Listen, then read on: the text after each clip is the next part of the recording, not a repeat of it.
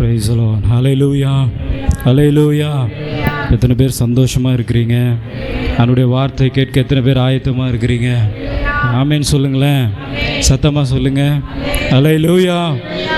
கர்த்தருடைய நாமத்துக்கு மகிமை உண்டாவதாக. இந்த மாதத்தினுடைய கடைசி ஆராதனையில் தேவன் நம்மை கொண்டு வந்ததற்காக நான் கர்த்தரை ஸ்தோத்திரிக்கிறோம். ஹல்லேலூயா. அவருடைய வார்த்தைக்கு நேராக நாம் கடந்து சொல்லுவோம். தானியேல் 9வது அதிகாரம் 3வது வசனத்தை வாசிங்க. தானியேல் 9வது அதிகாரம் 3வது வசனம். நான் உபவாசம் பண்ணி ரட்டிலும் சாம்பலிலும் உட்கார்ந்து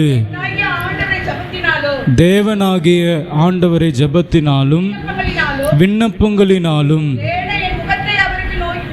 தேட என் முகத்தை அவருக்கு நேராக்கி. அல்லேலூயா.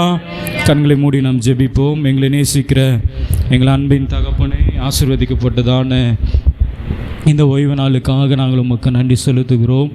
இந்த நாளிலும் கூட ஆண்டவரே, நாங்கள் நம்முடைய வார்த்தைகளை நாங்கள் தியானிக்கும் பொழுது எங்களுடைய ஆவிக்கு அது பிரயோஜனமாக இருக்க தேவன் தாமே நீர் எங்களுக்கு உதவி செய்யுங்க. சுயங்கள் எல்லாம் சாம்பலாய் மாறட்டும். உம்முடைய வார்த்தையை நாங்கள் கேட்டு அதன்படி நடக்க தேவன் தாமே நீர் எங்களுக்கு கிருபை பாராட்டும்படியாக நாங்கள் ஜெபிக்கிறோம். வந்திருக்கிற ஒவ்வொரு விசுவாச பிள்ளைகளையும் கர்த்தர் நீர் ஆசீர்வதிப்பீராக. இந்த நாளைக்குரிய ஆசீர்வாதத்தை ஆண்டவரே நீர் அவர்களுக்கு தந்து அற்புதமாய் நடத்தி சொல்லும்படியாக ஜெபிக்கிறோம். இயேசுவின் நாமத்தில் ஜெபிக்கிறோம் எங்கள் நல்ல பிதாவே, ஆமேன். அல்லேலூயா, அல்லேலூயா. இந்த தானியேலின் புஸ்தகத்தில் 9வது அதிகாரம் 3வது வசனத்தில், நான் உபவாசம் பண்ணி ரெட்டிலும் சாம்பலிலும் உட்கார்ந்து தேவனாகிய ஆண்டவரை ஜெபத்தினாலும் விண்ணப்பங்களினாலும் தேட என் முகத்தை அவருக்கு நேராக்கி. அல்லேலூயா.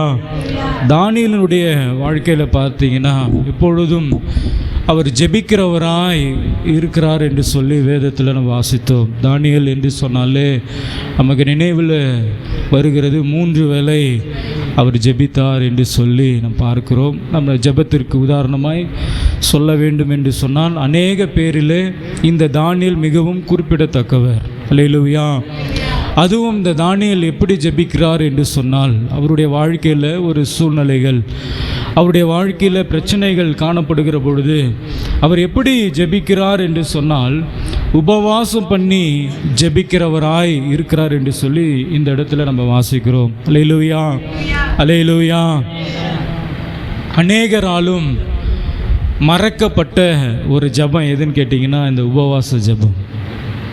அநேக பேர் அதிகமாக செய்ய முடியாத ஒரு ஜெபம் எதுன்னா இந்த உபவாச ஜெபம். ஆரம்ப நாட்களெல்லாம் நீங்கள் பார்த்தீங்கன்னா நல்லா உபவாசம் இருந்து ஜெபித்திருப்போம். இப்போ இருக்கிற ஜெனரேஷனுக்கு அந்த உபவாச ஜெபம்னா என்னன்னு தெரியாது. உபவாச ஜெபம்னா ஏன்னா உபவாசம் இருந்து ஜெபித்தது கிடையாது. ஆனால் பெரியவர்களிடத்தெல்லாம் கேட்டிங்க அப்படின்னு சொன்னால் அதிகமாய் உபவாசம் இருந்து ஜெபிப்பார்கள். இப்போ இருக்கிற நம்முடைய சரீர உடம்பு அந்த சூழ்நிலையில் நம்மளால் உபவாசம் இருந்து ஜெபிக்க முடியாத ஒரு சூழ்நிலை தான்.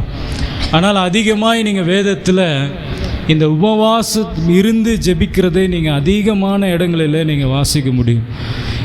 ஜெபிக்கிறது ஒரு விதமானாலும் அல்லது ஜபங்களிலே பல விதங்கள் இருந்தாலும் மிகவும் முக்கியமான ஒரு ஜபம் எதுன்னு கேட்டிங்கன்னா உபவாச ஜபம். இப்போ நான் உங்களெல்லாம் ஒரு கேள்வி கேட்குறேன்னு வச்சுக்கிங்களேன், யாரெல்லாம் இந்த மாதம் உபவாசம் இருந்து ஜெபம் பண்ணிங்க அப்படின்னு கேட்டிங்கன்னா கொஞ்சம் டவுட்டு தான்.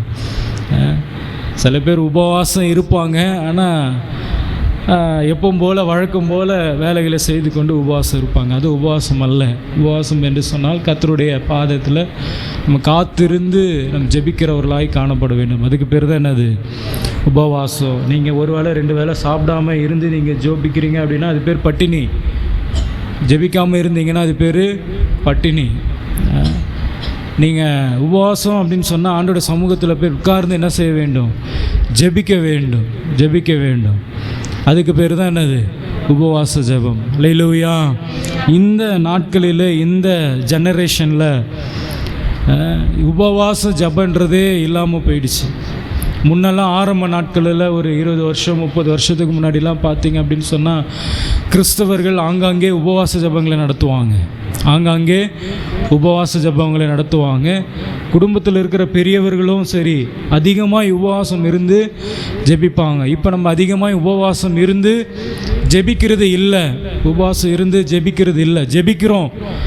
ஜெபிக்கிறோம் ஏதாவது ஒரு விதத்தில் நம்ம ஜெபிக்கிறோமே தவிர, ஆனால் உபவாசம் இருந்து நம்ம என்ன செய்யறதில்லை, ஜெபிக்கிறது இல்லை. அல்லேலூயா, அல்லேலூயா. உபவாசத்தை குறித்து நீங்கள் வேதத்தில் அநேக இடங்களில் வாசிக்கும் பொழுது ஜனங்கள் அநேக பேர் உபவாசம் இருந்து ஜெபித்தார்கள். இயேசு கிறிஸ்துனுடைய வாழ்க்கையிலும் கூட அவர் அநேக போதனைகளை அவர் செய்திருந்தாலும் உபவாசத்தை குறித்து அநேக இடங்களிலே அவர் பேசியிருப்பார். அப்போ அது மிகவும் முக்கியமான ஒரு ஜெபம், அது மிகவும் முக்கியமான ஒரு ஜெபம். இந்த நாளில் நான் உங்களுக்கு சபையாராக இருக்கிறவங்களுக்கு நான் சொல்கிறேன், நீங்கள் அட்லீஸ்ட் மாதத்தில் ஒரு முறை ஆகிலும் என்ன செய்யணும், உபவாசித்து நீங்கள் ஜெபிக்கணும். முடிந்தால் வாரத்தில் ஒரு நாள் ஆகிலும் உபவாசித்து ஜெபிக்கணும். அட்லீஸ்ட் ஒரு வேளை ஆகிலும் உபவாசித்து நீங்கள் ஜெபிக்கிறவர்களாய் நீங்கள் காணப்பட வேண்டும். அல்லேலூயா. இயேசு கிறிஸ்து உபவாசத்தை குறித்து சொல்லும் பொழுது நீங்கள் மத்தேயு 6வது அதிகாரம் 16 வாசிங்க. நமக்கு எல்லாரும் தெரிந்த ஒரு வசனம் தான். நீங்கள் உபவாசிக்கும் பொழுது மாயக்காரரே போல முகவாடலாய் இராதேயுங்கள். கவனிங்க, நான் டிப்ஸு, இதெல்லாம் ஒரு டிப்ஸு. நீங்கள் உபவாசிக்கும் பொழுது, நீங்கள் உபவாசம் செய்யும் பொழுது மாயக்காரரை போல முகவாடலாய் இராதேயுங்கள். சில பேர் உபவாசம் இருக்கும் பொழுது எப்படி இருப்பாங்கன்னா சோர்ந்து போயிருப்பாங்க. ஏன் சோர்வாக இருக்கிறீங்க அப்படின்னு கேட்டால், உபவாசம், ஃபாஸ்டிங், உபவாசம், அதனால் நான் சோர்வாக இருக்கிறேன். உபவாசம் அப்படின்னு சொன்னால் எப்படி இருக்கணும்னா சந்தோஷமாக மகிழ்ச்சியாக இருக்கணும். தொடர்ந்து வாசிங்க. அவர்கள் உபவாசிக்கிறதை மனுஷர் காணும் பொருட்டாக தங்கள் முகங்களை வாட பண்ணுகிறார்கள். அவர்கள் தங்கள் பலனை அடைந்து தீர்ந்ததென்று மெய்யாகவே உங்களுக்கு சொல்லுகிறேன். நீயோ உபவாசிக்கும் போது அந்த உபவாசம் மனுஷர்களுக்கு காணப்படாமல் அந்தரங்கத்தில் இருக்கிற உன் பிதாவுக்கே காணும்படியாக உன் தலைக்கு எண்ணெய் பூசி உன் முகத்தை கழுவு.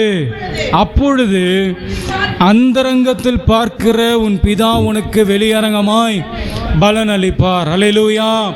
நம்முடைய ஜெபத்திற்கு தேவன் பதிலளிக்க வேண்டும் என்று சொன்னால் நாம் உபவாசித்து ஜெபிக்கிறவர்களாய் காணப்பட வேண்டும். அல்லேலூயா, அல்லேலூயா.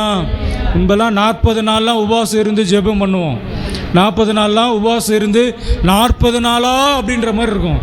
ஆனால் உண்மையாலுமே பார்த்தீங்கன்னா ஒரு 2 நாள் கொஞ்சம் கஷ்டமாக இருக்கும்.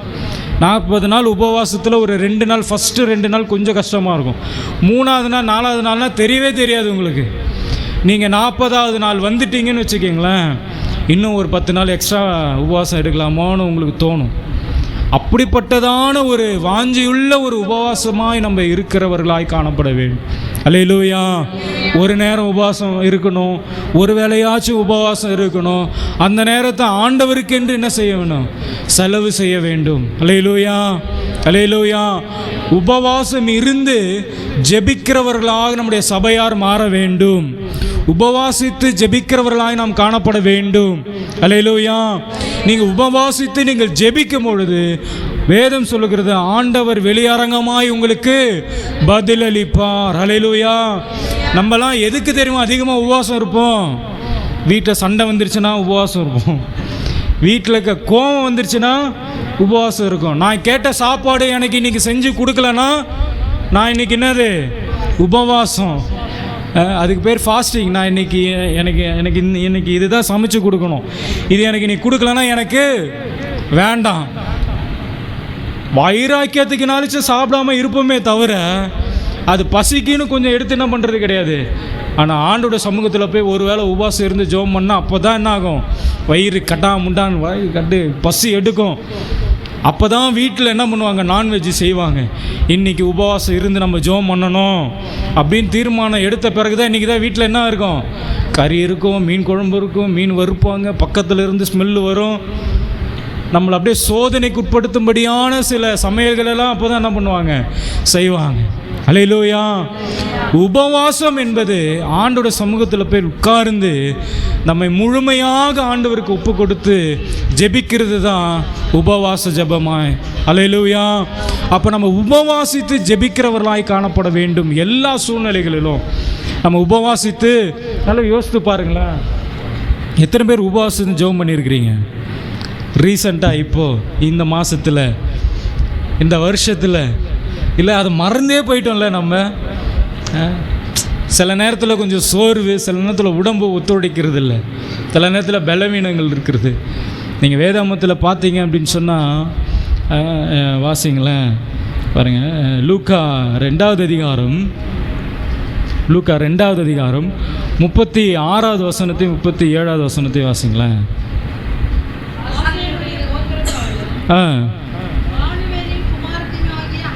அன்னாள் என்னும் ஒரு தீர்க்கதரிசி இருந்தாள். இது புதிய ஏற்பாடு காலத்தில் இருக்கிற அன்னாள். அன்னாள் என்கிற ஒரு தீர்க்கதரிசி இருந்தால்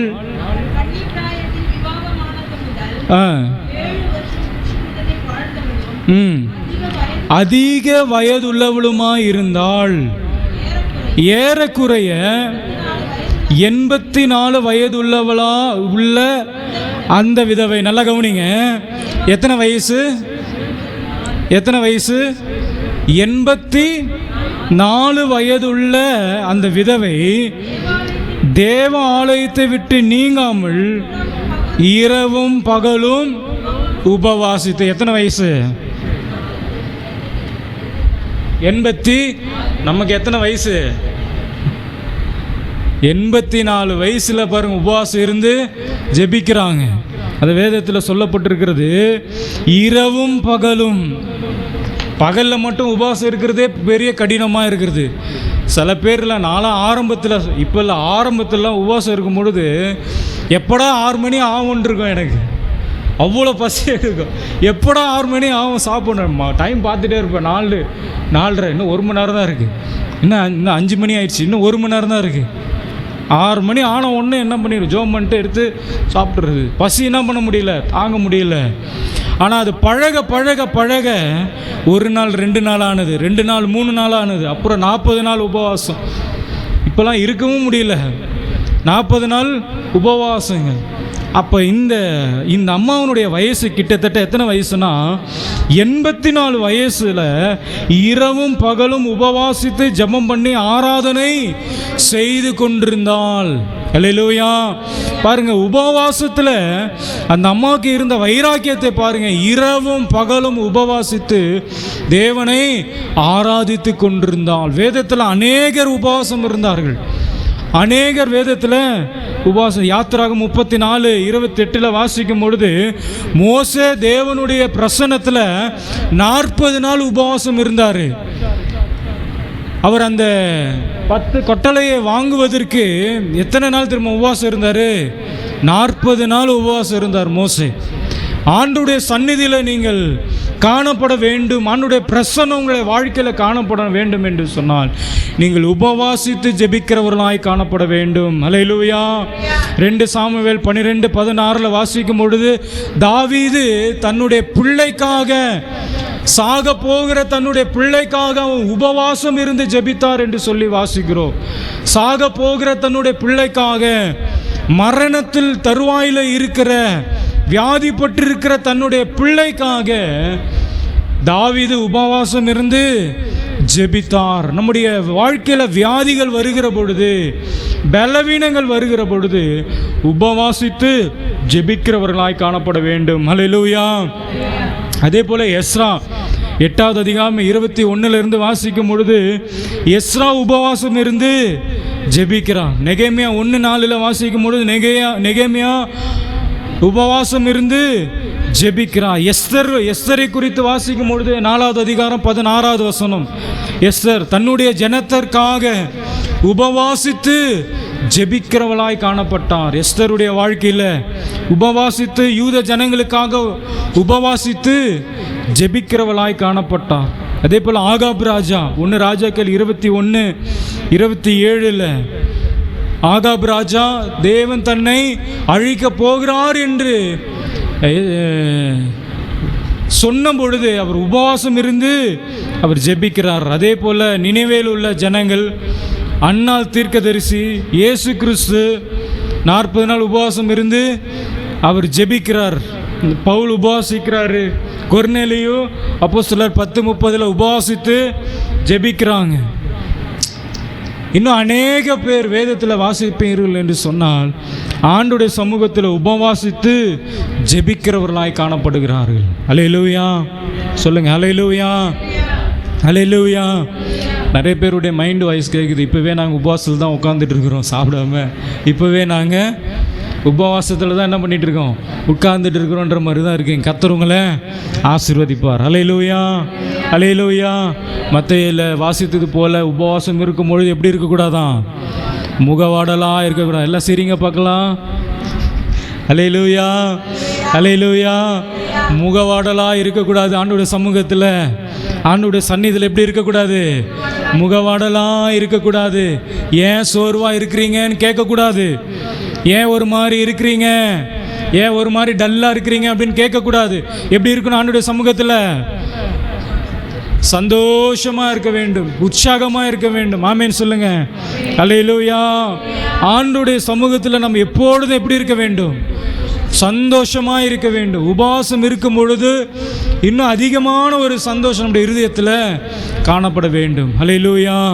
இந்த வாரத்தில் எப்படி ஆகிலும் ஒரு நாளாச்சு நீங்கள் என்ன செய்யுங்க, உபவாசம் இருங்க. காலையில் எழுந்து ஜெபிங்க. ஜெபித்த உடனே ஒரு தண்ணி மட்டும் குடிங்க. ஜூஸு கூட தேவையில்லை, தண்ணி மட்டும் என்ன பண்ணுங்க, நல்லா குடிங்க. ஆரம்பத்தில் கஷ்டமாக தான் இருக்கும், பசி எடுக்கும் தான், கஷ்டமாக தான் இருக்கும், தலைவலிக்கிற மாதிரி இருக்கும், சோர்வாக இருக்கிற மாதிரி இருக்கும். போய் ஆண்டோட சமூகத்தில் உட்கார்ந்து ஜெபம் பண்ணுங்க. ஆண்டோட சமூகத்தில் உட்கார்ந்து என்ன செய்யுங்க, ஜெபிங்க. 6 மணி வரைக்கும் நல்லா உபவாசம் இருங்க. 6 மணிக்கு மறுபடியும் நல்லா ஜெபிங்க. அப்புறம் நல்லா சாப்பிடுங்க. அல்லேலூயா அல்லேலூயா. பாருங்க, நீங்கள் மற்ற மதத்திலலாம் நீங்கள் எடுத்தீங்கன்னு வச்சுக்கிங்களேன், தன்னுடைய தெய்வங்களுக்கு முன்பதாக என்னென்னமோ பண்ணுறாங்க. அழகு குத்துறாங்க, இங்கே அங்கே குக்கையை மாட்டுறாங்க, சவுக்கால் அடிச்சுக்கிறாங்க, பூ மிதிக்கிறேன்னு தீ என்ன பண்ணுறாங்க, மிதிக்கிறாங்க. கோயிலை சுற்றிலும் என்ன பண்ணுறாங்க, கோயிலை சுற்றிலும் என்ன செய்கிறாங்க, உருண்டு வராங்க. கோயிலை சுற்றிலும், நம்ம சர்ச்சில் சுற்றிலும் தான் இடம் இருக்குது இல்லை, கோயிலை சுற்றிலும் என்ன பண்ணுறாங்க, உருண்டு வராங்க, மண் சோறு சாப்பிட்றாங்க, என்னென்னமோ என்ன பண்ணுறாங்க. நம்ம வாரத்துக்கு ஒரு நாள் சபைக்கு வர்றதோடு சரி, வாரத்துக்கு ஒரு நாள் சபைக்கு வர்றதோடு சரி. அதுலேயும் வந்த அந்த ஒரு 2 மணி நேரத்தில் ஒரு 1/4 மணி நேரம் தூக்கம், ஒரு 1/4 மணி நேரம் கற்பனை, ஒரு 1/4 மணி நேரம் ஏதோ ஒரு யோசனைகள், அப்புறமேல் ஒரு மிஞ்சி போனால் ஒரு 1/2 மணி நேரம் ஆண்டோட சமூகத்தில் கொஞ்சம் என்ன பண்ணுவோம், ஆராதிப்போம். இல்லை பாருங்களேன், மற்றவர்களுக்கும் நமக்கும் இருக்கிற வித்தியாசத்தை பாருங்கள். அல்லேலூயா அல்லேலூயா. அதனால் இந்த வாரத்தில் நீங்கள் எப்படி ஆகிலும் அட்லீஸ்ட் ஒரு நாளாச்சு என்ன பண்ணுங்க, உபவாசம் இருந்தீங்க ஜெபிக்கணும். அடுத்த வாரம் நான் உங்களுக்கு கேட்பேன். அல்லேலூயா அல்லேலூயா. கர்த்தருடைய நாமத்துக்கு மகிமை உண்டாவதாக.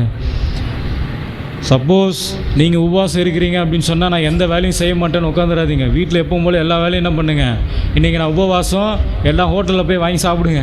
இல்லை நீங்களே சமைச்சிங்கன்னா அது ஒரு பெரிய பிரச்சனை வந்துட போகுது. அதனால் வீட்டில் என்ன செய்யணுமோ என்ன பண்ணுங்க, செய்து வச்சுட்டு உட்காந்துருங்க ஆண்டோட சமூகத்தில். அல்லேலூயா அல்லேலூயா. வேதத்தில் ஒரு 3 விதமான ஜனத்தை, ஒரு 3 விதமான நபர்களை நம்ம பார்க்க போகிறோம். அவர்கள் செய்த உபவாச நிமித்தமாக அவர்களுடைய வாழ்க்கையில் தேவன் செய்த நன்மைகளை நம்ம பார்த்து நம்ம முடிக்கலாம். முதலாவது யோனா 1வது அதிகாரம் 1வது வசனத்தையும் 2வது வசனத்தையும் வாசிங்க. யோனா 1வது அதிகாரம் 1வது வசனத்தையும் 2வது வசனத்தையும் வாசிங்க. அமித்தாயின் குமாரனாகிய யோனாவுக்கு கர்த்தருடைய வார்த்தை உண்டாகி அவர், நீ எழுந்து மகா நகரமாகிய நினிவேக்கு போய் அதற்கு விரோதமாக பிரசங்கி அவர்களுடைய அக்கிரமம் என் சமூகத்தில் வந்து எட்டினது என்றார். ஹல்லேலூயா. சத்தமா சொல்லுங்க ஹல்லேலூயா. சத்தமா சொல்லுங்க ஹல்லேலூயா. ஹல்லேலூயா. ஹல்லேலூயா. யோனாக்கு ஆண்டவருடைய வார்த்தை உண்டாகி ஆண்டவர் சொல்றார் யோனாவை பார்த்து, நீ நினைவேக்கு போய் அங்கே உள்ள ஜனங்களுக்கு நீ பிரசங்கி. ஏன் என்று சொன்னால், அங்கே இருக்கிற ஜனங்களுடைய அக்கிரமங்கள் என்னுடைய சமூகத்தில் வந்து எட்டினது. அவர்கள் அநேக அக்கிரமங்களை செய்து கொண்டிருக்கிறார்கள். எனக்கு விரோதமான அநேக பாவங்களை அவர்கள் செய்து கொண்டிருக்கிறபடினால அவர்களை நான் அழிக்க போகிறேன். அந்த நினைவே பட்டணத்தையே நான் என்ன பண்ண போறேன்? அழிக்க போகிறேன். அதனால நீ போய் அவர்களுக்கு விரோதமாக பிரசங்கி.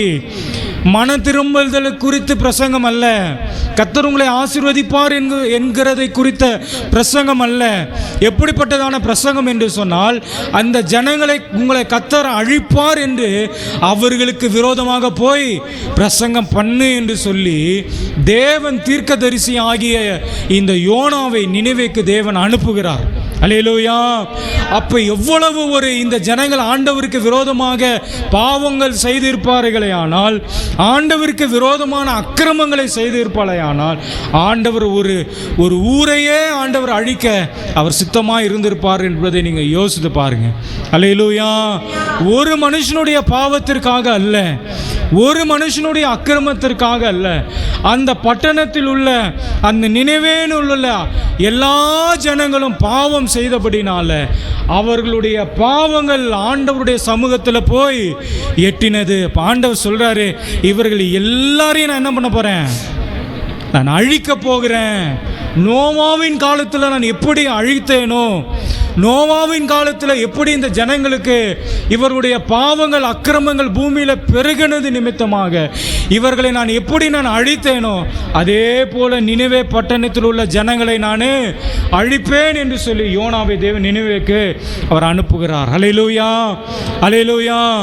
யோனா நினைவேக்கு வந்து அவர்களுக்கு விரோதமாக பிரசங்கித்த பிறகு அவர்கள் என்ன செய்கிறார்கள் என்று சொன்னால், மூன்றாவது அதிகாரம் 3வது வசனத்திலிருந்து வாசிங்க. யோனா 3வது அதிகாரம் 3வது வசனம். யோனா எழுந்து, நல்ல கவனிங்க, கர்த்தருடைய வார்த்தையின்படியே நினைவேக்கு போனான். நினைவே 3 நாள் பிரயாணம், விஸ்தாரமான மகா பெரிய நகரமாய் இருந்தது. யோனா நகரத்தில் பிரவேசித்து ஒரு நாள் பிரயாணம் பண்ணி இன்னும் 40 நாள் உண்டு. அப்பொழுது நினைவே கவிழ்க்கப்பட்டு போம் என்று கூறினான். அல்லேலூயா. நினைவே பட்டணத்தில் போய் நின்று கொண்டு சொல்லுகிறார், இன்னும் 40 நாள் தான். இன்னும் எத்தனை நாள்? 40 நாள். இந்த 40 நாளில் தேவன் இந்த நினைவேயை அழிக்க போகிறார் என்று சொல்லி 5வது வசனத்தை வாசிங்க. அழிக்க போகிறார் என்று சொன்ன பிறகு அந்த நினைவில் உள்ள ஜனங்கள் என்ன பண்றாங்க தெரியுமா? வாசிங்க. அப்பொழுது நினைவில் உள்ள ஜனங்கள் தேவனை விசுவாசித்து உபவாசம் செய்யும்படி கூறினார்கள். ஒரு ஆமென் சொல்லுங்க பார்க்கலாம். அல்லேலூயா. தேவன் இந்த பட்டணத்தை அழிக்க போகிறார் என்று தீர்க்கதரிசி சொன்ன பிறகு இந்த ஜனங்கள் என்ன செய்றாங்கன்னா, அவர்கள் உபவாசித்து ஜெபிக்கிறார்கள். அல்லேலூயா. இவர்கள் எப்படிப்பட்ட ஜனங்கள்? ஆண்டவருக்கு விரோதமாக பாவம் செய்தவர்கள், ஆண்டவருக்கு விரோதமாக அக்கிரமங்கள் செய்தவர்கள், ஆண்டவருக்கு கோபாக்கினை மூட்டினவர்கள். இப்பொழுது ஆண்டவர் அழிக்க போகிறார் என்று தீர்க்க தரிசனமாக உரைத்த பிறகு இந்த ஜனங்கள் என்ன செய்கிறாங்கன்னா, உபவாசித்து ஜெபிக்கிறார்கள். அல்லேலூயா. ஆமென் சொல்லுங்க. அல்லேலூயா. அல்லேலூயா. தொடர்ந்து வாசிங்க. உபவாசம் செய்யும்படி கூறினார்கள். பெரியோர் முதல் சிறியோர் மட்டும் ரட்டுடுத்தி கொண்டார்கள். ரட்டுடுத்தினா என்ன தெரியுமா? ரட்டுடுத்தினா என்னது? ரட்டுடுத்தி அப்படின்னு சொன்னால், அப்போல்லாம் என்ன பண்ணுவாங்க, ஏதோ ஒரு துக்கம் வந்துச்சுன்னா ஏதோ ஒரு வேஷ்டியோ இல்லை ஏதோ ஒரு துண்டோ ஏதோ ஒன்று கட்டிட்டு எதுவுமே போட மாட்டாங்க. அதை கட்டிட்டு அப்படியே உட்காந்துருவாங்க. அது துக்கத்தினுடைய அடையாளம் அப்படின்னு சொல்லுவாங்க. துக்கத்தினுடைய அடையாளம் ரட்டுடுத்தி. இந்த செய்தி நினிவேவின் ராஜாக்கு எட்டின போது நல்ல கவனிங்க. தேவன் இந்த பட்டணத்தை அழிக்க போகிறார் என்று நினிவேவில் உள்ள ராஜாவுக்கு அவர் கேள்விப்பட்ட பொழுது அவர் தன் சிங்காசனத்தை விட்டு எழுந்து தன் உடுத்திருந்த உடுப்பை கழட்டி போட்டு இரட்டை உடுத்து கொண்டு சாம்பலிலே உட்கார்ந்தான்.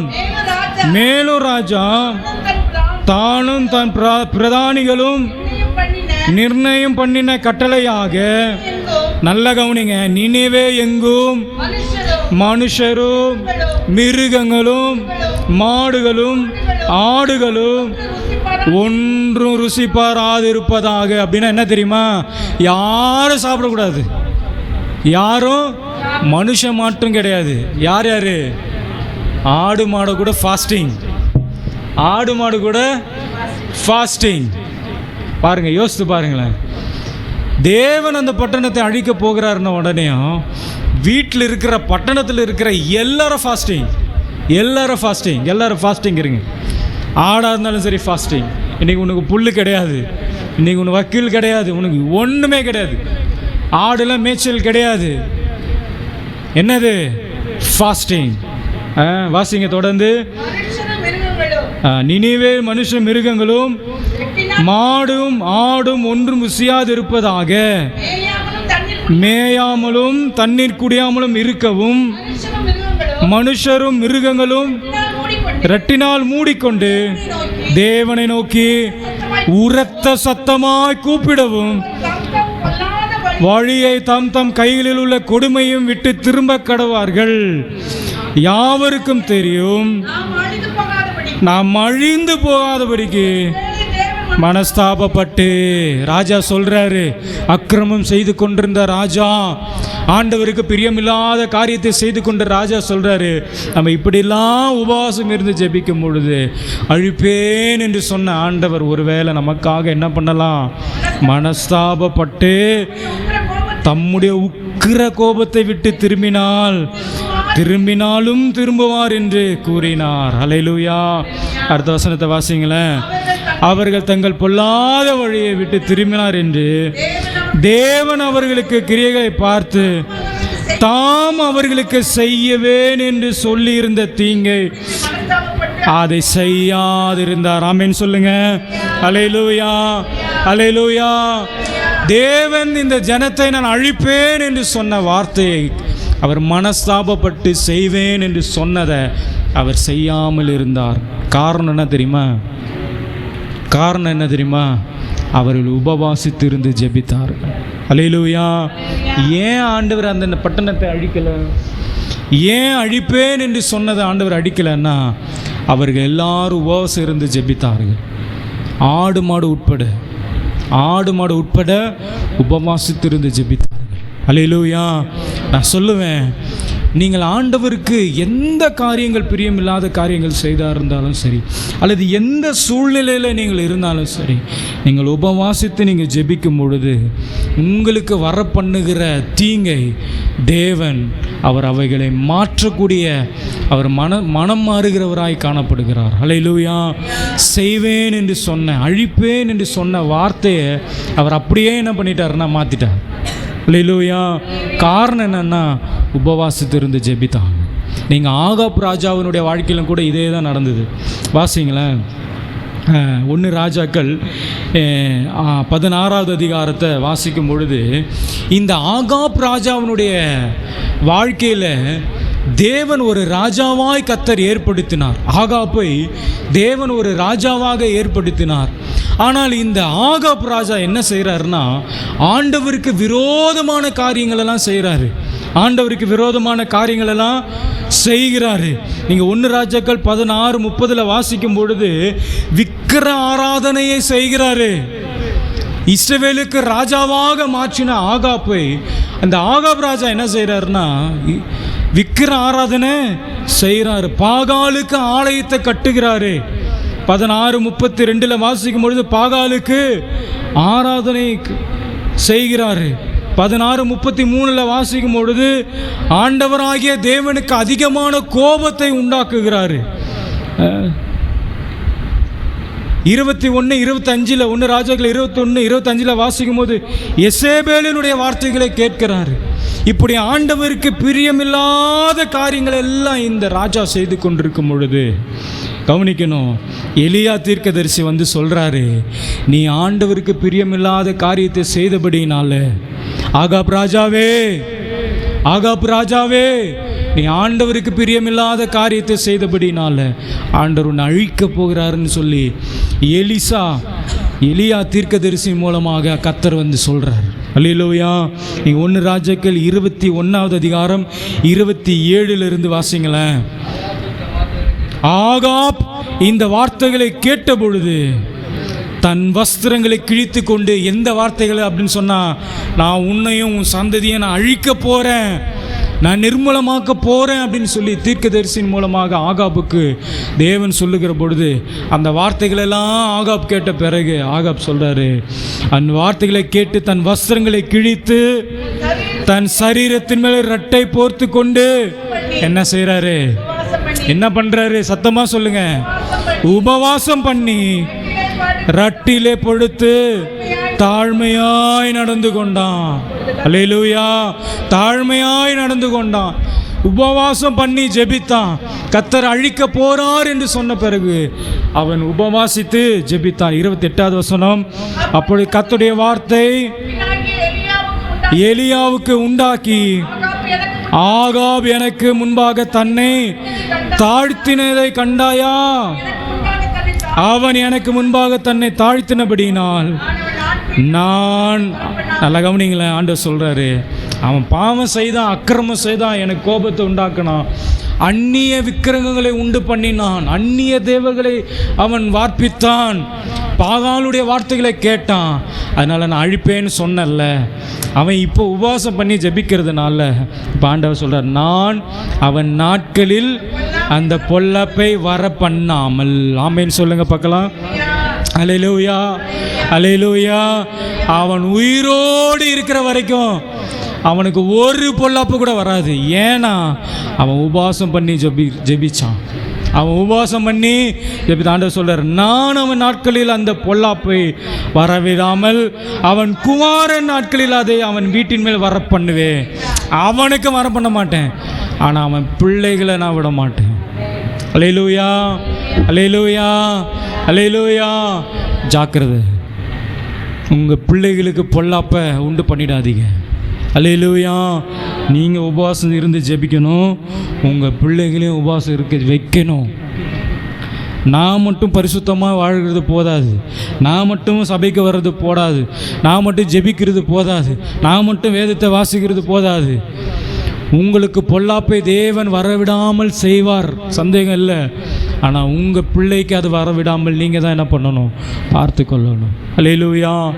முதலாவது நீங்கள் உபவாசம் இருந்து ஜெபிக்கும் பொழுது தேவன் நம்முடைய வாழ்க்கையில் வர பண்ணுகிற பொல்லாப்பை அவர் மாற்றுகிறார். அல்லேலூயா. அப்போ இந்த நினிவே ஜனங்கள் உபவாசித்து ஜெபிக்கும் பொழுது அழிப்பேன் என்று சொன்ன வார்த்தையை தேவன் ஆசீர்வாதமாய் மாற்றி கொடுத்தார் அவருடைய வாழ்க்கையில். அல்லேலூயா. ரெண்டாவது நெகேமியா. முதலாவது நினிவேயில் உள்ள ஜனங்கள் உபவாசித்து ஜெபிக்கும் பொழுது தேவன் அவர்களை ஆசீர்வதித்தார். ரெண்டாவது நெகேமியாவுடைய வாழ்க்கையில் வாசிங்க. நெகேமியா 1வது அதிகாரம் 2வது வசனத்திலிருந்து வாசிங்க. கவனிங்க. நெகேமியா ராஜாவினிடத்தில் அவர் காணப்படுகிற பொழுது அப்பொழுது 2 பேர் நெகேமியாவினிடத்தில் வந்து சொல்லுகிறார்கள், என் சகோதரில் ஒருவனாகிய ஆனானியனும் வேறே சில மனுஷரும் யூதாவிலிருந்து வந்தார்கள். அவர்களிடத்தில் நான் சிறை இருப்பில் மீந்து தப்பின யூதரில் செய்தியையும் எருசலேமின் செய்தியையும் விசாரித்தேன். எருசலேமில் உள்ள செய்தியை நான் அவர்களிடத்தில் விசாரித்தேன். நல்லா கவனிக்கணும். எருசலேம் என்கிறது தேவனுடைய நகரம், எருசலேம் என்கிறது தேவனுடைய பட்டணம். அல்லேலூயா. இந்த எருசலேமை தேவன் உண்டு பண்ணினார். அந்த எருசலேம் பட்டணத்தில் அவருடைய ஜனங்களை தேவன் வைத்தார். அப்பொழுது இந்த அந்நியர்கள் வந்து அந்த பட்டணத்தை இடித்து, அலங்கத்தை எல்லாம் இடித்து, அங்கே உள்ள ஜனங்கள் எல்லாவற்றையும் கொன்ற பிறகு அந்த பட்டணத்தில் உள்ள 2 பேரை தப்பித்து இந்த நெகேமியா இடத்தில் வந்து வருகிற பொழுது நெகேமியா எருசலேமை குறித்து விசாரிக்கிறார், அந்த பட்டணத்தை குறித்து விசாரிக்கிறார். அப்பொழுது 3வது வசனத்தை வாசிங்க. அதற்கு அவர்கள், சிறையிருப்பில் மீந்து இருக்கிறவர்கள் அந்த தேசத்திலே மகா தீங்கையும் தீமையும் நிந்தையையும் அனுபவிக்கிறார்கள். அங்க இருக்கிற ஜனங்கள், எருசலேமில் இருக்கிற ஜனங்கள் தீங்கையும் நிந்தையையும் அனுபவிக்கிறார்கள். எருசலேமின் அலங்கம் இடிபட்டது, அதன் வாசங்கள் அக்கினியால் சுட்டெரிக்கப்பட்டதுமாய் இருக்கிறது என்றார்கள். அல்லேலூயா. வந்து சொல்றாங்க, கர்த்தர் உண்டு பண்ணின நகரம் அது, கர்த்தர் உண்டு பண்ணின நகரம் அது, கர்த்தர் தன்னுடைய ஜனத்தை வைத்த நகரம் அது இன்னைக்கு அக்கினியினால் சுட்டெரிக்கப்பட்டது. எருசலேமினுடைய அலங்களை இடித்துட்டாங்க, நாசமாக்கிட்டாங்க, தரை மட்டும் ஆக்கிட்டார்கள் என்று சொல்லி நெகேமியாவுக்கு தப்பி வந்தவர்கள் 2 பேர் வந்து சொல்லும் பொழுது நெகேமியா என்ன தெரியுமா பண்ணுறாரு? 4வது வசனத்தை வாசிங்க. இந்த வார்த்தை கேட்ட பொழுது தான் உட்கார்ந்து அழுது நெகேமியா சொல்கிறார். கவனிங்க, நெகேமியாவுக்கு சொல்லும் பொழுது நெகேமியா என்ன பண்ணுறார்? நான் உட்கார்ந்து, நான் சொல்கிறேன் பாருங்க, இந்த எருசலேம் என்கிறது நம்முடைய குடும்பத்தை மாதிரி, நம்முடைய குடும்பத்திற்கு அது ஒப்பாக இருக்கிறது, நம்முடைய சபைக்கு அது ஒப்பாக இருக்கிறது, நம்முடைய தனிப்பட்ட வாழ்க்கைக்கு அது ஒப்பிடப்பட்டதாய் காணப்படுகிறது. இந்த எருசலேம் நகரத்தை இந்த ஜனங்கள் எல்லாரும் அழித்த பிறகு இந்த செய்தியை கேட்ட நெகேமியா என்ன செய்கிறாருன்னா, சில நாள் துக்கித்து உபவாசித்து மன்றாடி பரலோக தேவனை நோக்கி என்ன செய்கிறாருன்னா உபவாசிக்கிறார். எப்போ உபவாசிக்கிறார் தெரியுமா? எப்போ உபவாசிக்கிறார் தெரியுமா? எருசலேமில் உள்ள நகரம், எருசலேமில் உள்ள அலங்கம் இடிபட்டுடுச்சு அப்படின்னு சொன்ன பிறகு அவர் என்ன செய்கிறாருன்னா, இந்த வசனத்தின் 4வது வசனத்தில் வாசிக்கிறோம், அவர் அழுகிறாரு, துக்கிக்கிறாரு, உபவாசிக்கிறாரு. எந்த மனுஷங்கிட்டையும் போல, கவனிக்கணும் நீங்கள், எந்த மனுஷங்கிட்டையும் போயிட்டு அவரோட துக்கத்தை சொல்லலை, எந்த மனுஷங்கிட்டையும் போய் அழலை, எந்த மனுஷங்கிட்டையும் போய் வருத்தப்படலை. நேராக என்ன செய்கிறாருன்னா உபவாசம் இருக்கிறார். அல்லேலூயா. நேராக என்ன செய்கிறாரு? உபவாசம் இருக்கிறார். அநேக துக்கம்தான், அநேக வேதனை தான், கஷ்டம்தான், கண்ணீர் தான். ஆனால் ஐயோ அலங்கத்தை இடிச்சிட்டாங்களே, அலங்க அக்கினால் சுட்டெரிச்சிட்டாங்களே அப்படின்னு சொல்லி அவர் போய் யாருக்கிட்டையும் போய் நிற்கலை. அவர் நேரம் ஆண்டவருடைய சமூகத்தில் போயிட்டு சில நாள் உபவாசம் இருந்து ஜெபித்தார் சொல்லி வேதம் சொல்லுகிறது. அல்லேலூயா, அல்லேலூயா, அல்லேலூயா, அல்லேலூயா.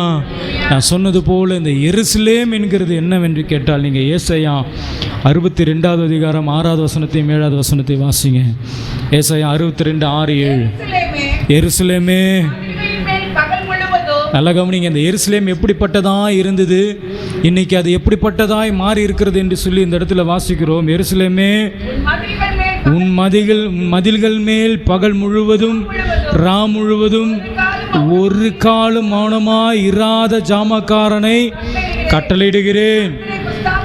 கர்த்தரை பிரஸ்தாபம் பண்ணுகிறவர்களே, நீங்கள் அமெரிக்கையாய் இருக்கலாகாது. அவர் கவனிங்க, அவர் எருசலேமை சிறப்படுத்தி பூமியிலே அதை புகழ்ச்சியாக வைக்கும் வரைக்கும். ஆமென், அல்லேலூயா. எருசலேமை புகழ்ச்சியாக கர்த்தர் வைத்திருந்தார். ஆனால் இன்னைக்கு எருசலேம் என்ன பண்ணிட்டாங்க? இடிச்சிட்டாங்க. இந்த நெகேமியா அந்த எருசலேமினுடைய புகழ்ச்சியை பார்த்தவர், இந்த அலங்கத்தை அவர் பார்த்தவர், தேவன் அதில் வாசமாக இருந்ததை இந்த நெகேமியா பார்த்தவர். ஆனால் இன்றைக்கி இடிபட்டு போனது, இன்றைக்கி சுட்டெரிக்கப்பட்டது. இனி நம்முடைய வாழ்க்கை கூட சில நேரத்தில் அப்படி தான் இருக்குது. ஆண்டவர் நம்மை ஆசீர்வதித்து புகழ்ச்சியாக நம்மளுடைய குடும்பத்தை ஆண்டவர் வைத்திருந்த பொழுதிலும் அதை இடிபட்டு அது ஒன்றுமே இல்லாத சூழ்நிலை காணப்படுகிற பொழுது ஆண்டோட சமூகத்தில் போய் உட்கார்ந்து நம்ம உபவாசிக்கும் பொழுது ஆண்டவர் நம்முடைய வாழ்க்கையில் என்ன தெரியுமா பண்ணுவார்? இந்த நெகேமியா உபவாசித்து ஜெபித்ததுனால, நீங்கள் நெகேமியா 6வது அதிகாரம் 15-16 வாசிங்க. நெகேமியா 6வது அதிகாரம் 15, 16. அப்படியே கவனிங்க, அலங்கமானது 52 நாளைக்குள்ளே கட்டப்பட்டு முடிந்தது. என்ன ஆச்சு? அலங்கத்தை மறுபடியும் கட்டிட்டாங்க. ஏன் தெரியுமா? அலங்கத்தை எப்படி தெரியுமா கட்டினாங்க? நெகேமியா உபவாசத்தினால. அல்லேலூயா. நீங்கள் ஒரு காரியத்தை நீங்கள் செய்யணும், உங்கள் குடும்பத்தை கட்டணும், உங்கள் சபையை கட்டணும், உங்கள் ஆவிக்குரிய வாழ்க்கையை கட்டணும்னா உபவாசத்தில் மாத்திரம்தான் அதை என்ன பண்ண முடியும் தெரியுமா? கட்ட முடியும். அல்லேலூயா. தொடர்ந்து வாசிங்க 16வது வசனத்தில். எங்கள் பகைஞர் எல்லாரும் அதை கேட்ட பொழுது இந்த அலங்கத்தை கட்டுவதற்கு எத்தனையோ எதிர்ப்புகள் வந்தது. எத்தனையோ எதிர்ப்புகள் வந்தது. இந்த சன்பலாத்தும் தொபியாவும் வந்து மாறி மாறி சொல்கிறானே, அதெல்லாம் கட்ட முடியாது, அவ்வளோதான், போனது தான், முடிஞ்சது தான், மீண்டும் கட்டி எழுப்ப முடியாது. சபை போனது தான், விசுவாசிங்க போனது. ஆனால் ஆண்டவர் சமூகத்தில் உட்கார்ந்து நம்ம உபவாசம் இருந்து ஜெபிக்கும் பொழுது கர்த்தர் மீண்டும் என்ன பண்ணுவார்? கட்டி எழுப்பார். ஹல்லேலூயா. ராமேன் சொல்லுங்க, ஹல்லேலூயா.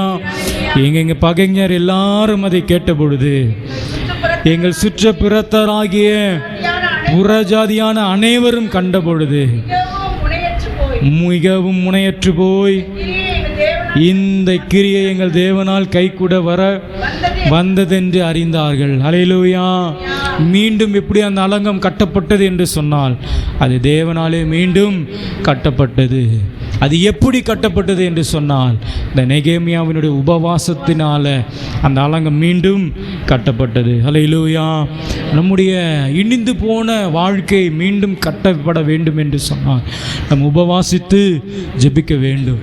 நம்முடைய இடிந்து போன ஆவிக்குரிய வாழ்க்கை மீண்டும் கட்டப்பட வேண்டும் என்று சொன்னால் நாம் உபவாசித்து நாம் ஜெபிக்க வேண்டும். இடிந்து போன நம்முடைய விசுவாசம், இடிந்து போன நம்முடைய நம்பிக்கை, இவைகளை எல்லாம் மீண்டும் கட்டப்பட வேண்டும் என்று சொன்னால் நாம் உபவாசித்து ஜெபிக்கும் பொழுது கர்த்தர் மீண்டும் கட்டி எழுப்புகிறவராக இருக்கிறார். அல்லேலூயா. இது அவ்வளவுதான். நம்ம சுற்றி இருக்கிறவங்க எல்லாம் சொல்லுவாங்க, இந்த அலங்கம் கட்டும் பொழுது நெகேமியாவை சுற்றில் இருந்தவங்க எல்லாரும் அப்படி தான் சொன்னாங்க, எதுவுமே கட்ட முடியாது, அவ்வளோதான், இந்த அலங்கத்தை மீண்டும் கட்ட முடியாது, எருசலேமுக்குள்ளாக பிரவேசிக்க முடியாது அப்படின்னு சொன்னவர்கள் எல்லாம் சொல்கிறாங்க, இது எல்லாம் கர்த்தரால தான் ஆனது. அல்லேலூயா. இது எல்லாம் கர்த்தரால தான் ஆனது என்று சொல்லி எல்லாரும் ஆச்சரியப்படத்தக்கதான காரியத்தை ஆண்டவர் நெகேமியாவின் மூலமாக கர்த்தர் செய்தார். அல்லேலூயா. எதெல்லாம் நம்முடைய வாழ்க்கையில் இடிபட்டு போனதோ, எதெல்லாம் நம்முடைய வாழ்க்கையில் இடிந்து போனதோ, இடிக்கப்பட்டதோ, எதெல்லாம் நம்முடைய வாழ்க்கையில் உடைக்கப்பட்டதோ, நம்முடைய இருதயங்கள் உடைக்கப்பட்ட சூழ்நிலைகளாக இருக்கலாம், நம்முடைய சரீரங்கள் உடைக்கப்பட்ட நிலையில் காணப்பட்டிருக்கலாம், இவைகளை எல்லாவற்றையும் கர்த்தர் மீண்டும் கட்டுவ நம்ம உபவாசிக்கும் பொழுது கர்த்தர் மீண்டும் கட்டி அவர் எழுப்புவார். ஆமேன்னு சொல்லுங்க பார்க்கலாம். அல்லேலூயா. அல்லேலூயா. நினைவேனுடைய ஜனங்களுக்கு தேவன் ஒரு நன்மையை கர்த்தர் செய்தார். நெகேமியாவுடைய வாழ்க்கையில் தேவன் ஒரு நன்மையை கர்த்தர் செய்தார். இவர்கள் 2 பேரும் உபவாசித்து ஜெபித்ததுனால. அல்லேலூயா. கடைசியாக இயேசு கிறிஸ்துனுடைய வாழ்க்கையில் கூட வாசிங்க, மத்தேயு 4வது அதிகாரம் 1வது வசனத்தையும் 2வது வசனத்தையும் வாசிங்க. மத்தேயு 4வது அதிகாரம் 1-2. அப்பொழுது இயேசு பிசாசினால் சோதிக்கப்படுவதற்கு ஆவியானவராலே வனாந்திரத்திற்கு கொண்டு போகப்பட்டார். அவர் இரவும் பகலும் 40 நாள் உபவாசம் இருந்த பின்பு அவருக்கு பசி உண்டாயிற்று. அல்லேலூயா. அல்லேலூயா.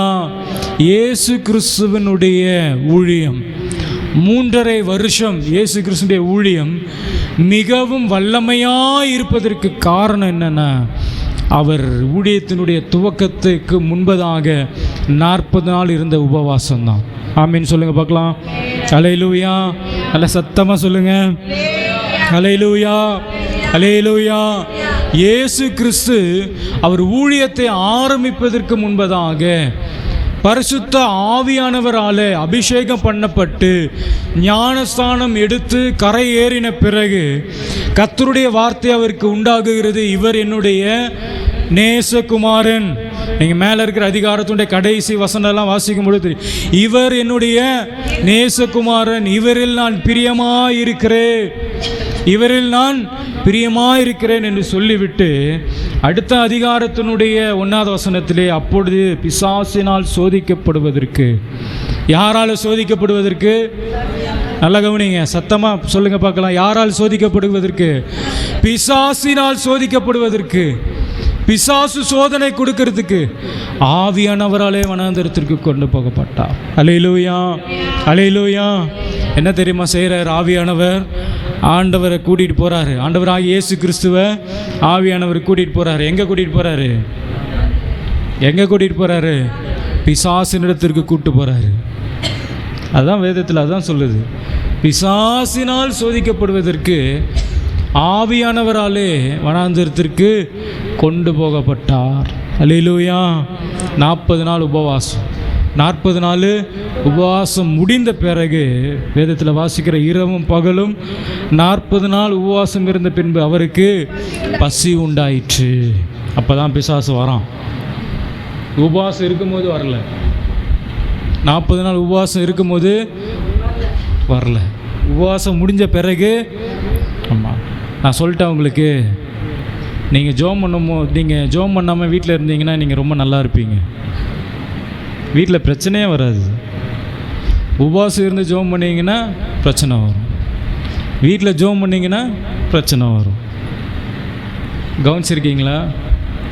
ஜெபமே பண்ணாத 24 மணி டிவியை பார்த்துட்டு, 24 மணி செல்லை நோண்டிக்கிட்டு, ரீல்ஸை பார்த்துட்டு, இன்ஸ்டாகிராமை நோண்டிக்கிட்டு, ஃபேஸ்புக்கை நோண்டிகிட்டு இருந்தீங்கன்னா வீட்டில் பிரச்சனை வராது. ஒரு 1 மணி நேரம் போய் உட்காந்து ஜெபம் பண்ணிட்டு வாங்க, பிரச்சனை வரும். உண்மையாக தான் சொல்கிறேன், பிரச்சனை வரும். இவ்வளோ நாள் உபவாசம் இருந்து ஜெபம் பண்ணல, பிரச்சனையே வரல, நல்லா தான் இருக்குது. ஆனால் உபவாசம் இருந்து ஜெபம் பண்ணி பாருங்கள், பிரச்சனை வரும். இயேசு கிறிஸ்து 40 நாள் இருந்து உபவாசம் இருக்கிறார், பிரச்சனை வரல. பிரச்சனை வரல. எப்போ பிசாசு வரான்? 40 நாள் முடிஞ்ச உடனே கரெக்டாக ஆள் வந்து நின்ட்டார். 40 நாள் கிட்ட வர முடியல. 40 நாள் கிட்ட. நான் சொல்லுவேன், நீங்கள் உபவாசம் இருந்தீங்கன்னா எந்த சத்துருங்க கிட்ட வர முடியாது. அல்லேலூயா. அதுக்கு பின்பதாக வருகிற சோதனையை தாங்கக்கூடிய பெலன் எங்கேருந்து வந்ததுன்னா அந்த 40 நாள் உபவாசத்தினுடைய பெலன் தான். அல்லேலூயா, அல்லேலூயா, அல்லேலூயா. ஜெபம் பண்ணால் பிரச்சனை வருதுன்னு ஜெபம் பண்ணாமலாம் இருக்காதீங்க. உபவாசம் இருந்தால் பிரச்சனை வருதுன்னு உபவாசம் இருக்காமல் இருக்காதீங்க. அதை மேற்கொள்ளுங்க. அல்லேலூயா. 3.5 வருஷத்தினுடைய ஊழியத்தினுடைய அற்புதங்கள், அதிசயங்கள், இந்த 3.5 வருஷத்தினுடைய அற்புதமான மகிமையான ஊழியத்தினுடைய காரியம் என்னன்னு கேட்டிங்கன்னா இந்த 40 நாளுடைய உபவாசம். அல்லேலூயா. நீங்கள் இந்த மத்தேயு 4வது அதிகாரம் 1வது வசனத்தில் ஆரம்பிக்குது பிரச்சனை. மத்தேயு 4வது அதிகாரம் 1வது வசனத்தில் ஆரம்பிக்குது பிரச்சனை. பிசாசினால் சோதிக்கப்படுவதற்கு ஆவியானவராலே வனாந்திரத்திற்கு. தொடர்ந்து நீங்கள் வாசிச்சிங்கன்னா பிசாசு எப்படியெல்லாம் சோதிச்சான் அப்படின்னு சொல்லிட்டு நீங்கள் வாசிக்கலாம். எப்படியெல்லாம் சோதிச்சான். 3 சோதனை கொடுக்குறாரு. 3 சோதனையிலே ஆண்டவர் ஜெயிச்சிட்டார். இந்த அதிகாரம் முடிக்கும் பொழுது வாசிச்சிங்க, 24வது வசனத்தை வாசிங்க. இந்த அதிகாரம் அவருடைய கீர்த்தி, அவருடைய கீர்த்தி சீரியா எங்கும் பிரசித்தமாயிற்று. ஏன் பிரசித்தமாயிற்று? 40 நாள் உபவாசம். அல்லேலூயா, அல்லேலூயா. ஆரம்பம் ஒரு வேளை கடினமாக இருக்கலாம், ஆரம்பம் ஒரு வேளை கஷ்டமாக இருக்கலாம், ஆனால் முடிவு எப்படி தெரியுமா இருக்கும்? கீர்த்தியும் புகழ்ச்சியுமாய் தேவன் மாற்றம். அல்லேலூயா. சத்தமாக சொல்லுங்களேன். அல்லேலூயா. அவருடைய கீர்த்தி சீரியா எங்கும் பிரசித்தியமாயிற்று. பலவித வியாதியையும் வேதனைகளையும் அடைந்திருந்த சகல பிணியாளிகளையும், பிசாசு பிடித்தவர்களையும், சந்திரோகிகளையும், திமிரவாதக்காரனையும் அவரிடத்தில் கொண்டு வந்தார்கள், சொஸ்தமாக்கினார். அல்லேலூயா. எப்போ தெரியுமா இதெல்லாம் நடந்துச்சு? 40 நாள் உபவாசம். உங்கள் வாழ்க்கையில் ஒரு அற்புதம் நடக்கணும்னு சொன்னால் நீங்கள் உபவாசம் இருக்கணும். நீங்கள் உபவாசம் இருக்கணும். அல்லேலூயா, அல்லேலூயா. நான் சொல்கிறேன், நீங்கள் கோச்சிக்கக்கூடாது. இருக்கிறதுலே சோம்பேறி இந்த பெந்திகாஸ்து கிறிஸ்தவர்கள் தான். இந்த பெண்டிகாஸ்து கிறிஸ்தவங்க தான் இருக்கிறதுலே ஆர்சி கூட 40 நாள் உபவாசம் இருக்கிறாங்க தெரியுமா? லென்த் நாட்கள்னு சொல்லிட்டு RCCS. நம்மளாம் என்ன பண்ணுறது? எனக்கு தெரிஞ்சு குட் ஃப்ரைடே அன்னைக்கு மாத்திரம் என்ன பண்ணுறது? ஞாயிற்றுக்கிழமை காலையிலேருந்து இருக்கீங்க, காலையிலேருந்து எல்லோரும் பசங்க உட்பட. கர்த்தர் உங்களை ஆசீர்வதிப்பார். முழு நாள் ஃபாஸ்டிங்கே இருங்க. முழு நாள், ஒரு நாள் காலையில் எழுந்து ஜெபம் பண்ணுங்க. நல்லா வீட்டில் என்னென்ன வேலை முந்தின நாளே எல்லாத்தையும் செய்துடுங்க. காலையில் எழுந்து சமையல் செய்துட்டு உபவாசம் ஃபுல்லாக உட்காந்து என்ன பண்ணுங்க, நல்லா உபவாசம் இருந்து ஜெபிங்க. அல்லேலூயா, அல்லேலூயா. ஆமேன்னு சொல்ல மாட்டீங்களே? அல்லேலூயா, அல்லேலூயா. நீங்கள் உபவாசத்து ஜெபிக்கும் பொழுது அதனுடைய ஆசீர்வாதத்தை நீங்கள் காண்பீங்க. தேவன் உங்களுக்கு கொடுக்குற ஆசீர்வாதத்தை நீங்கள் பெற்றுக்கொள்வீங்க. நீங்கள் பாருங்கள், அடுத்த வாரம் சாட்சி சொல்வீங்க. ஒருவேளை உங்களுடைய வாழ்க்கையில் நன்மை நடக்கலைனாலும் பின் வருகிற நாட்களில் தேவன் நிச்சயமாக உங்களை என்ன பண்ணுவார்? ஆசீர்வதிப்பார். அல்லேலூயா, அல்லேலூயா, அல்லேலூயா. ஆண்டவராகிய இயேசு கிறிஸ்து இந்த சோதனைகளை எல்லாம் மேற்கொள்வதற்கு எது ரொம்ப பலனாக இருந்ததுன்னா இந்த உபவாசம் தான். எது பலனாக இருந்ததுன்னா இந்த உபவாசம் தான். அல்லேலூயா. அதனால் உபவாசம் இருந்து என்ன பண்ணுங்க? ஜெபிங்க. உபவாசம் இருந்து ஜெபிங்க. நான் பட்டினியாக இருந்து ஜெபிக்க சொல்லலை, நான் உபவாசமாக இருந்து என்ன பண்ண சொல்கிறேன்? ஜெபிக்க சொல்கிறேன். அல்லேலூயா, அல்லேலூயா. நம்ம படிக்கும் பொழுது இந்த என்னுடைய ஃப்ரெண்ட்ஸுங்க, முஸ்லீம் ஃப்ரெண்ட்ஸுங்களாம் இருப்பாங்க. அவங்க அந்த அவங்க ஃபாஸ்டிங் எடுக்கும்போது பார்த்திங்கன்னா எச்ச கூட முழுங்க மாட்டாங்க. முஸ்லீம்லாம் பார்த்திங்கன்னா என்ன செய்ய மாட்டாங்க தெரியுமா? எச்ச கூட முழுங்க மாட்டாங்க. போய் வெளியே போய் துப்பிட்டு வருவாங்க. எவ்வளோ வைராக்கியம் பாருங்களேன், எவ்வளோ ஒரு வைராக்கியம் இல்லை? நம்மளாம் உபவாசம் இருக்க சொன்னால் ஒரு 2 லிட்டர் ஃபேண்டா, ஒரு 2 லிட்டர் கோக்கு வாங்கிட்டு வந்து வையா ஃப்ரிட்ஜில் ஊற்றி கொடுக்கணும். அப்பப்போ காஃபி டீ ஏதாவது ஒன்று கொடுத்து வயிற்ற என்ன பண்ணிக்கிறது? நிரப்பிக்கிறது. கேட்டால் ஃபாஸ்டிங். நான் என்ன பண்ணுறேன்? ஃபாஸ்டிங். அந்த வைராக்கியம் நமக்கு வேணும். இந்துஸ்லாம் பார்த்திங்கன்னா வெள்ளிக்கிழமை சாப்பிட மாட்டாங்க,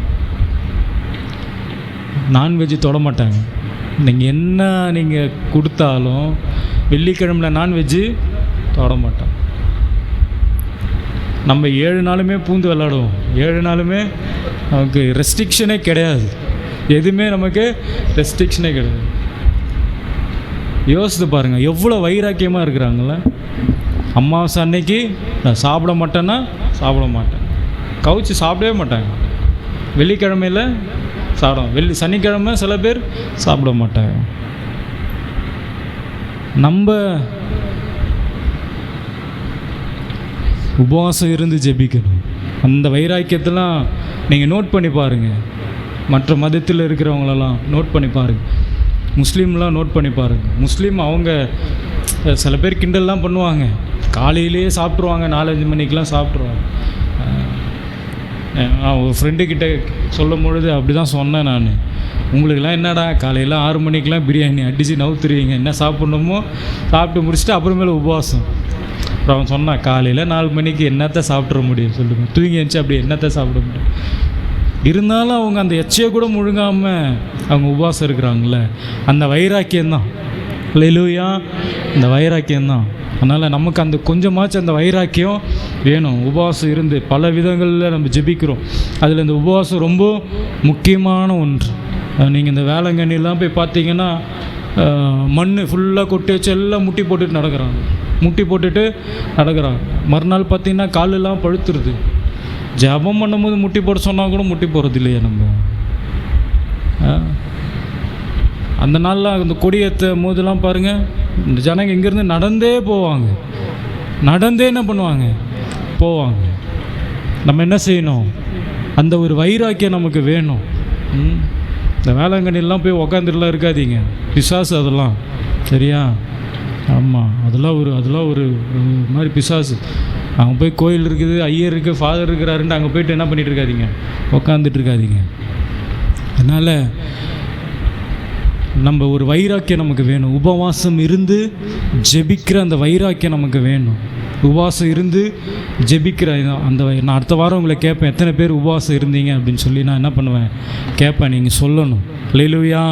நல்லா ஜெபம் பண்ணுங்க, உபவாசம் இருந்து ஜெபம் பண்ணுங்க. ஆண்டவர் உங்களை ஆசீர்வதிப்பா. தானியேல் அதனால தான் பாருங்கள், அந்த வாசித்தோம் இல்லையா, 9வது அதிகாரம் 3வது வசனத்தில், 9வது அதிகாரம் 3வது வசனத்தில், நான் உபவாசம் பண்ணி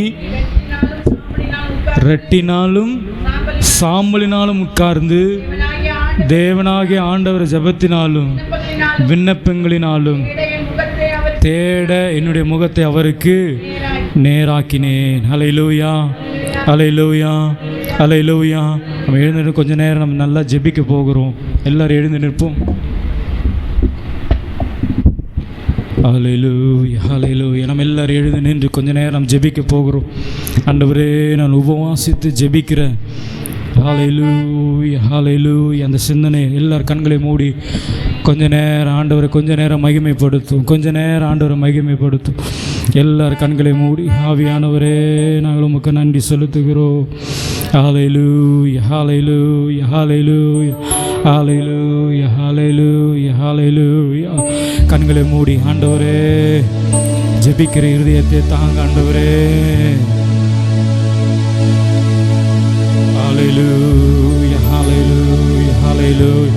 எல்லாரும் கண்களை மூடி, எல்லாரும் கண்களை மூடி ஆண்டவரே ஜெபிக்கிற இருதய ஜெப ஆவியை ஊற்றுங்க, ஜெப ஆவியை ஊற்றுங்க. எல்லாரும் சொல்லுங்க, வாய்களை திறந்து, வாய்களை திறந்து உங்க சத்தம் கேட்கணும், சத்தம் கேட்கணும்.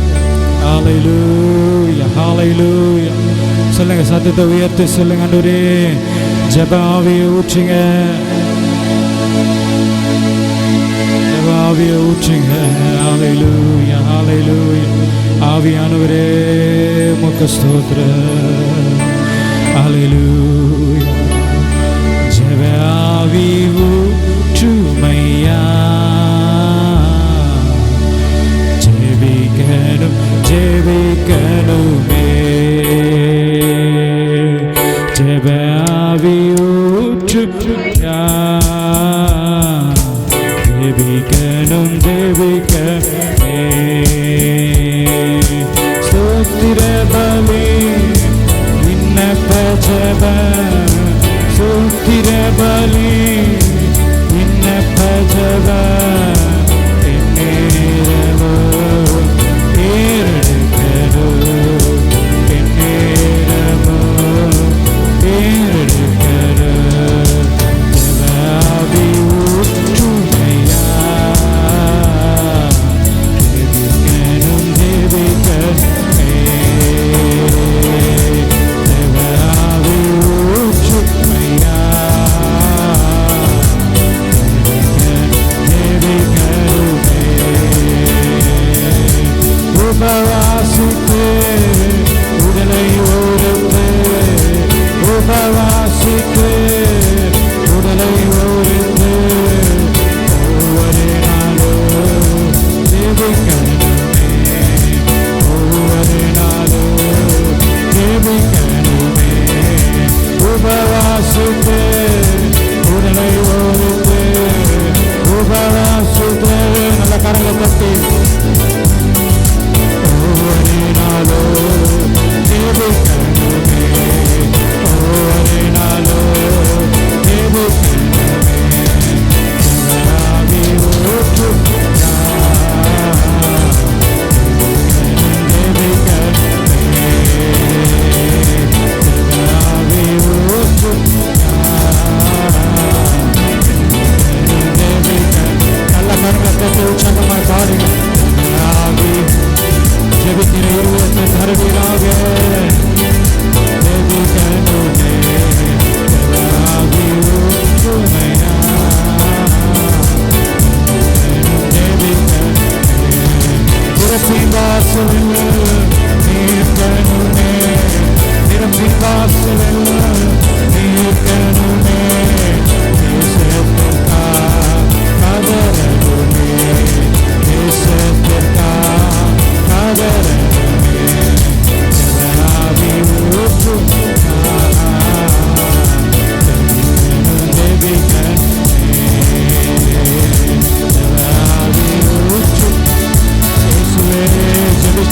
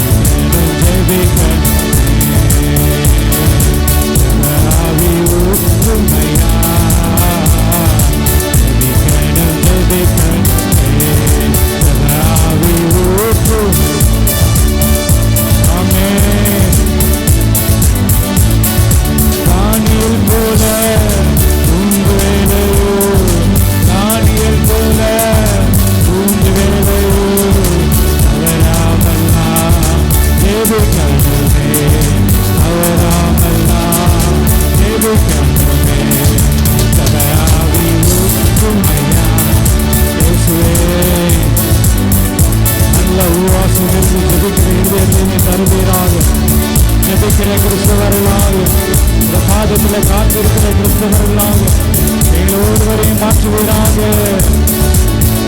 ஆமே. நல்ல கையை தட்டி பாடுங்க.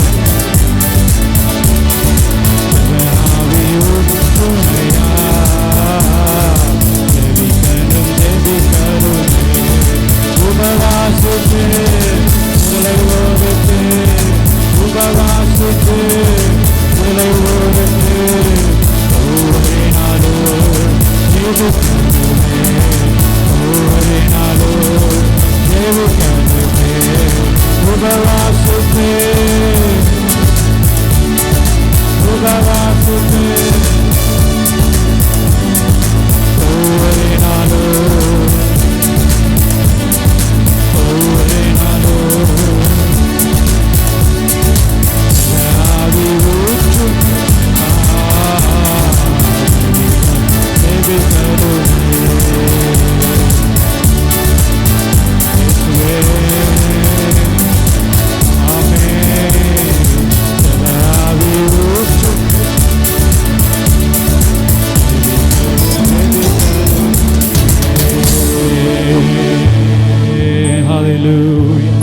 ஆண்டவரே, ஜெபிக்கிற இருதயத்தை தருவீராக, ஜெபிக்கிற சிந்தனையை தருவீராக.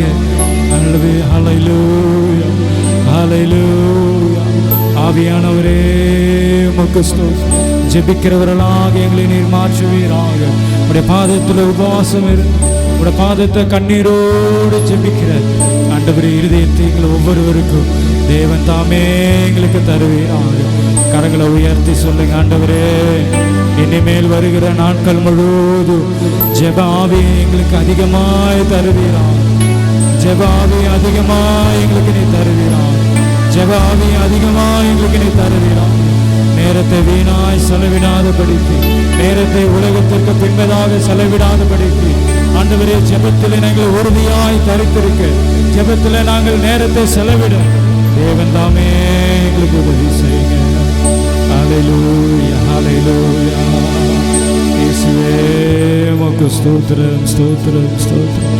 நின்று கொண்டிருக்கிற ஒவ்வொருவரையும் கர்த்தர் ஆசீர்வதிப்பீராக. இந்த நாளிலிருந்து ஆண்டவரே, ஜெப ஜீவியத்தில் ஒரு மாற்றத்தை தருவீராக. ஆவிக்குரிய வாழ்க்கையில் ஒரு மாற்றத்தை நீ தருவீராக தகப்பனே. ஹல்லேலூயா. ஜெபிக்கிறவர்களாக மாற்றும். வரு காலங்களில் ஆண்டவரை ஜெபித்து ஜெயத்தை பெற்றுக்கொள்ளக்கூடிய பிள்ளைகளாக மாற்ற முடியாது. ஜெபிக்கிறோம். சமூகத்தில் தாழ்த்தி நாங்கள் ஒப்பு கொடுக்கிறோம். ஆசீர்வாதம் இயேசுவின் மூலமாய் ஜெபிக்கிறோம் நல்ல பிதாவே.